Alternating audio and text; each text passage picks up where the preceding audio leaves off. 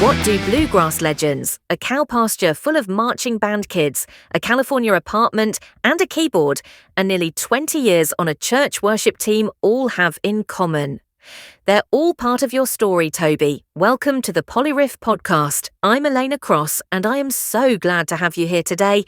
Thanks, Elena. It's really great to be here. Let's start with your roots. Your family had some serious Nashville connections. Tell us about that. Yes, absolutely. Before I was born, my mom and aunt sang professionally as the Logsdon Sisters. They actually performed in both Nashville's, Indiana, and Tennessee, back in the 1950s.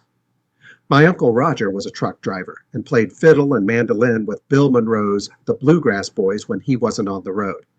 That group was basically the foundation of bluegrass itself. My mom stepped away from singing when she married my dad, but music was always a thread in our family. But the music never ended.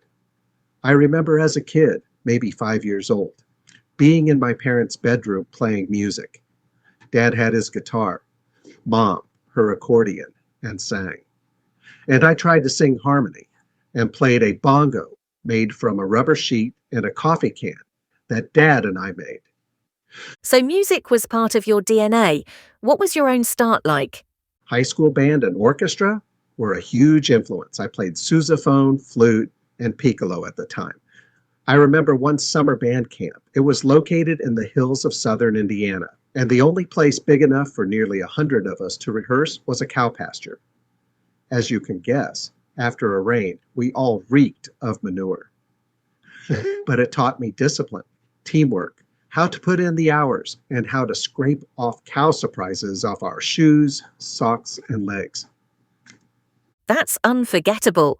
From there, you ended up in California. What was happening during those years?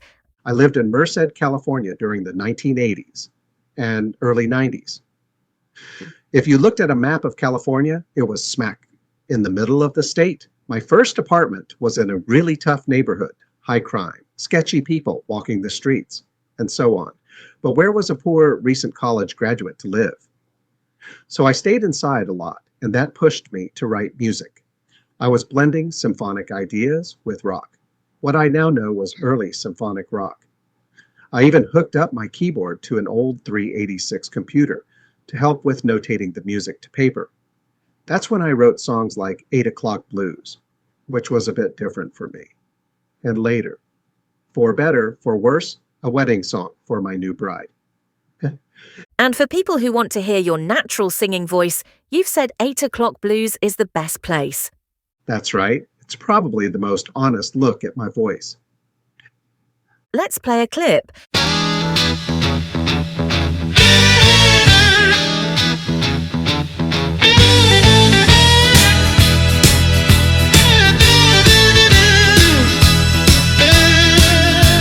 It's 6 a.m., I'm out of bed, it's early to rise. Checking out my closet, got my shirt and my tie.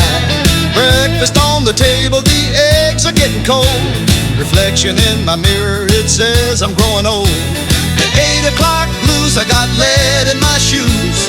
Gonna make some money, honey, pay my dues.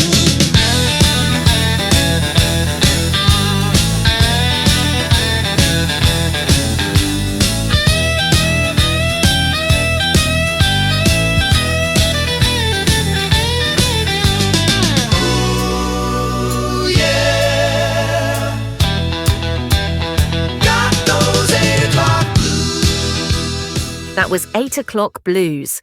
You can really hear the rawness in your voice there. Yeah, it is pretty raw. And I'll add this, I don't feel that I have to sing every track I write. I want the best voice to tell the stories I write, whether that's mine or someone else's. That makes sense. So let's fast forward. Then you moved into a long season with the church, nearly 20 years of percussion on the worship team. What was that like? Well, it was a small church, usually less than 50 people. It never grew very large, but it gave me community and friendships that have lasted. My youngest son even married his church sweetheart. Musically, it was a whole lot of fun. Sometimes we'd take a hymn or a slow worship song and turn it around. We once changed Cry of My Heart, a really slow, yearning worship song, into an upbeat ska piece with a tropical layer, and it worked. Artists like Chris Tomlin and Stephen Curtis Chapman influenced me during those years. From ska worship jams to indie heritage publishing. Tell us about indie heritage. Elena, I see myself as a storyteller. You won't hear me writing breakup songs or glorifying violence. There's enough of that already. I want to write clean, wholesome stories that touch both the heart and the mind. Indie heritage is about legacy. Our mission statement is, we're about your heritage. Music should be something that lasts and carries forward for generations. Let's go through your projects. First up, Victory Is Mine. That album was for my family. Some of them aren't believers, and I wanted to tell stories that could reach them without preaching. I am not a preacher, but I wanted to encourage them by describing my journey in song, from being lost to searching to being found. A song like Deserted Paths reflects times in my life when I felt completely adrift. Let's share a clip from Deserted Paths. Oh God, where are you in this empty air? The weight of nothing is hard to bear. A voice in the stillness, a spark in the night. Guide me through the dark to your light.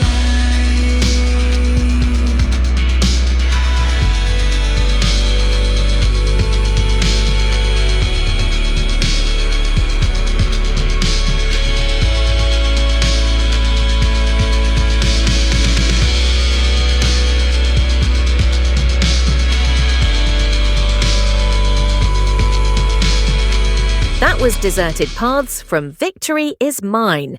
You can feel the longing in that song. Yes, it's very personal. Then came Lantern Light. That one feels like a love letter to your family's heritage. Exactly. My dad, mom, aunt, and my uncle Roger, they inspired it. I created a subgenre for Lantern Light called Backroad Folk. It's sort of like Americana, but raw and deep with story. It's front porch storytelling music, built for singing under the open skies. Not chasing charts, just telling stories. The track Holler Step blends bluegrass roots with something new. Let's play it.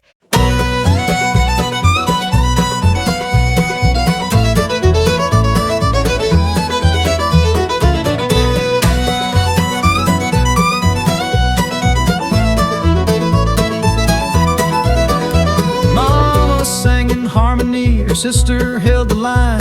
The Loxton girls in dresses bold in rhythm and in rhyme. A mandolin like mountain breeze, a banjo bold and tight. They lit the halls in the 1950s, two-voice wrapped in light. I got strings in my blood, tunes in my spine. From Brown County hills to that Kentucky shine. Notes don't follow rules when your roots run deep. It's holler step time, where the soul don't sleep.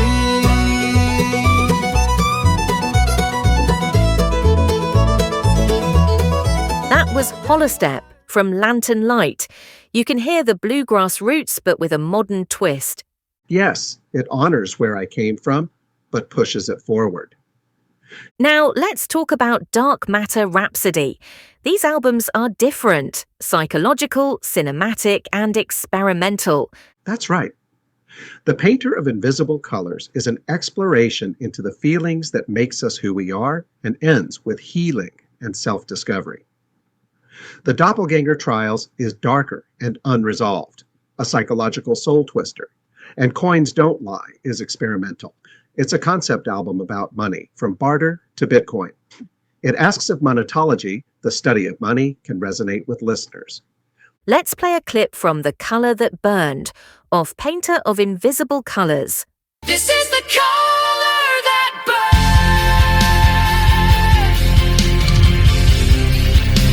The portrait truth to say.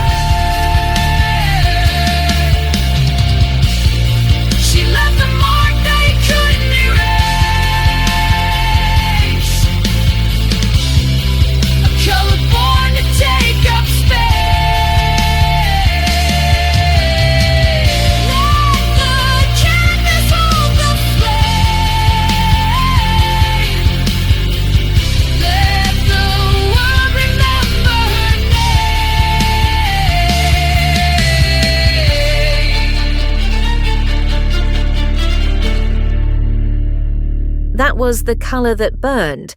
Cinematic and layered, it feels like a movie in sound.